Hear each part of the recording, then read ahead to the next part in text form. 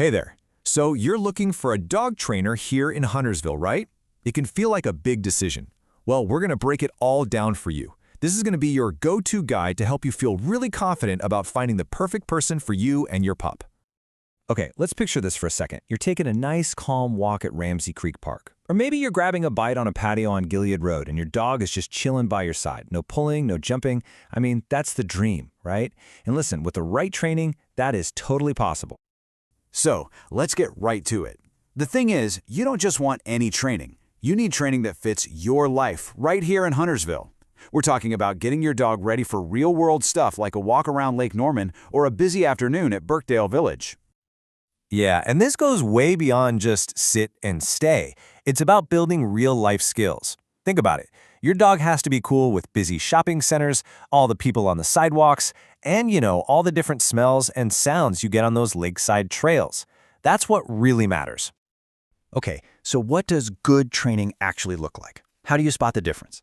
Well, we're going to focus on two things here: the methods a trainer uses and the qualifications that show they actually know what they're doing. First things first, let's talk about the training method. What you really want to look for is positive reinforcement.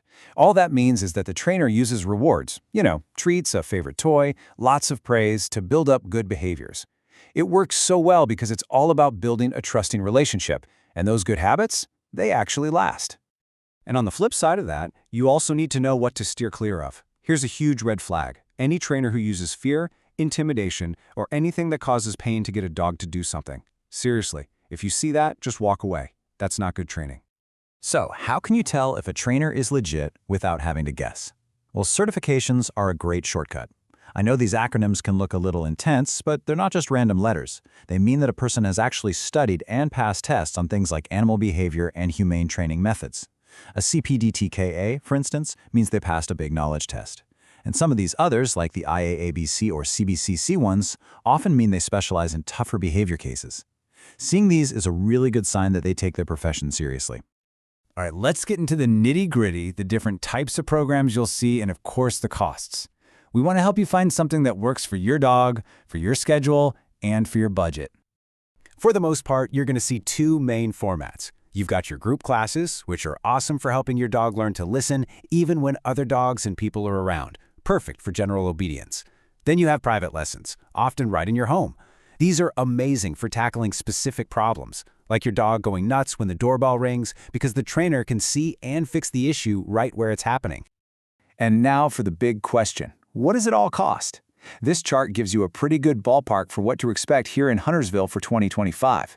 As you can see, there's a range depending on what you're looking for, from group classes to the more immersive board and train options. It's really helpful for figuring out what fits in your budget. Okay, this part is huge. We're going to give you a checklist of questions you should absolutely ask any trainer you're thinking about hiring. Think of this as your playbook for making a smart, confident choice. Here they are, your 6 essential questions. You definitely want to ask about their methods and equipment. You'll also want to ask about their credentials and if they keep learning. Ask how they'll tailor the plan specifically for your dog. And don't forget the practical stuff. How do we track progress? What's the final cost and cancellation policy? And a big one for behavior stuff: do they work with your vet? Don't be shy. Ask these questions. So once you have a trainer and a plan, it's time to take those skills out into the real world. That means knowing the local rules of the road for dog owners here, and also knowing some of the best places around town to practice. All right, these are the basics every dog owner in Huntersville needs to know. First, there's a leash law pretty much everywhere in public, unless you're in a designated dog park. Your dog also has to have their rabies shot. That's state law. And finally, you've got to register your dog with Mecklenburg County. It's all part of being a great dog owner in our community. Now for the fun part: where to practice. The Huntersville Dog Park is of course a great spot for off-leash work like recall. Ramsey Creek Park is perfect for practicing leash walking with all sorts of distractions like water and wildlife.